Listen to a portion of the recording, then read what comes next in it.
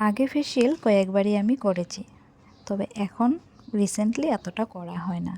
আর আমি কিন্তু hair care বলো স্কিন কেয়ার বলো অতটা আমি করতেও পারি না আর করিও না, কিছুটা অলস্যর জন্য আর কি।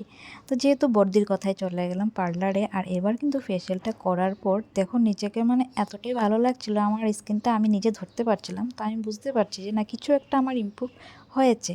তবে একবারে করলে তো কিছু হয় না, তবে একবারে যদি আমি একটু 1% যদি পেয়েছি, তো এবার থেকে ইচ্ছে হয়েছে যে না, প্রত্যেক মাসে গিয়েই এই বর্দির মানে সেলুনে গিয়ে আমি একটা হেয়ার আর একটু স্কিন কেয়ারটা করে নেব। ঘরে কিন্তু এটা করা আমার পক্ষে পসিবল না।